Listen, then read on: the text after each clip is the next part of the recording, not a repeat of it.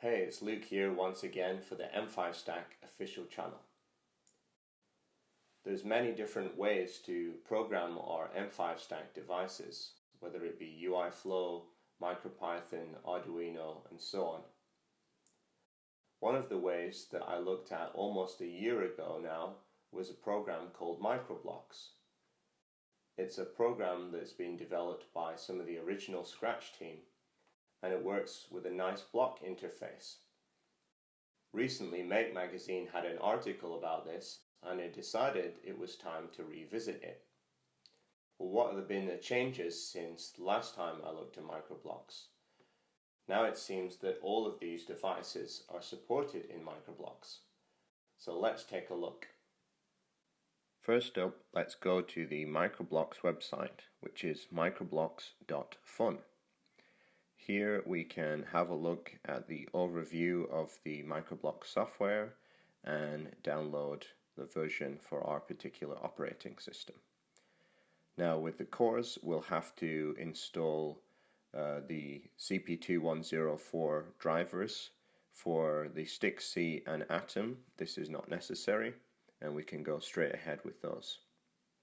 First thing we need to do in the software is to connect the device, which will usually happen automatically, and then we go to the Settings tab and select Update Firmware in Board, and then choose the particular M5Stack device that you're going to be using. Once the firmware is installed, you'll notice that a little circle appears around the USB icon. This means it's connected. Now, an important thing to note with the Microblocks software is that it is compiling the code on the fly and running live on the device.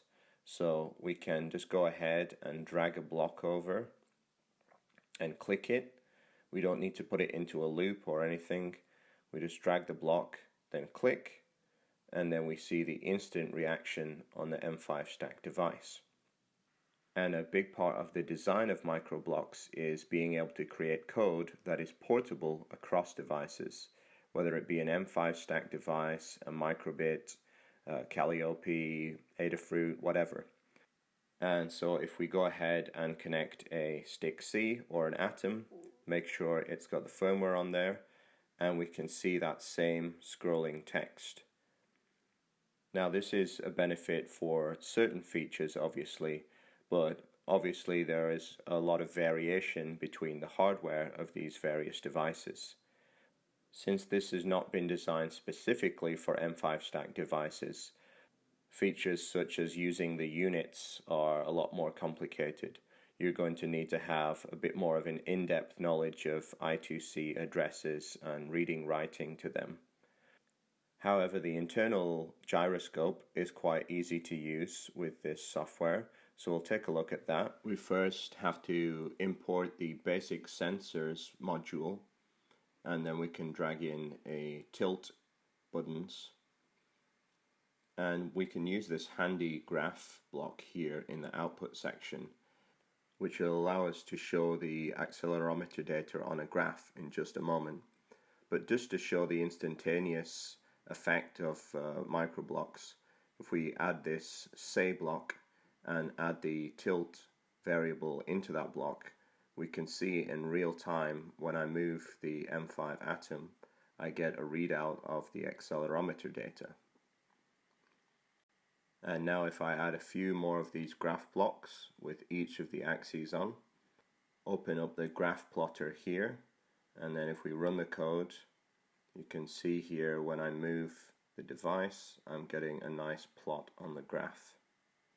There are a lot of other libraries that have been added since, such as the Turtle library, which allows users to create simple commands and then see a graphical output on the screen.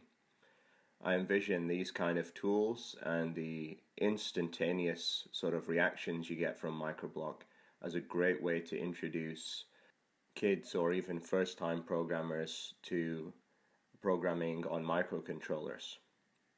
And aside from the typical graphics primitives, it's also possible to load bitmap and wave files if you've preloaded them using the spiffs loader in Arduino. I covered how to use this tool in the Tiniest Console video a few weeks ago.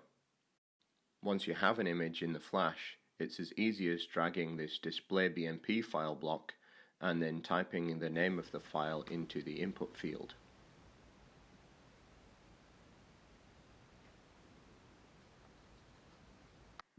One of the most standout features, however, that I found was the ability to make a Web of Things device and attach it to the Mozilla Web of Things gateway.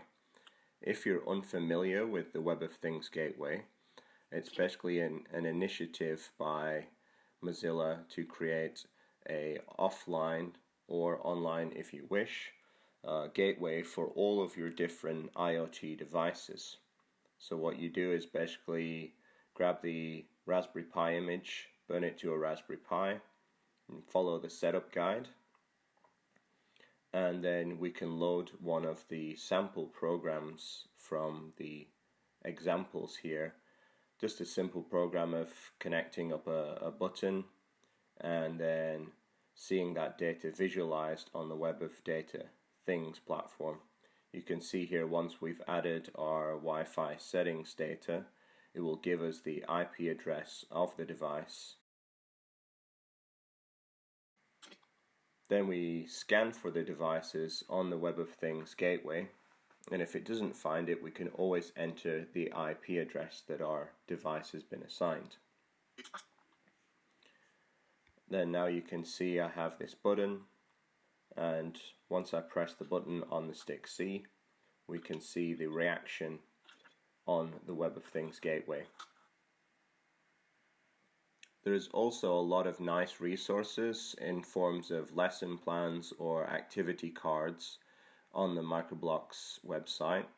And as I said, the code is designed to be portable, so generally a lot of these examples should work with the M5Stack. Some are device specific though, so it's just a case of experimenting and trying out what works. That's about all we have time for today. I hope you enjoyed this video. If you like Microblocks, give a thumbs up and make sure to go and check out their website, microblocks.fun. Don't forget to leave a comment, like, subscribe, and I'll see you in the next video. Goodbye.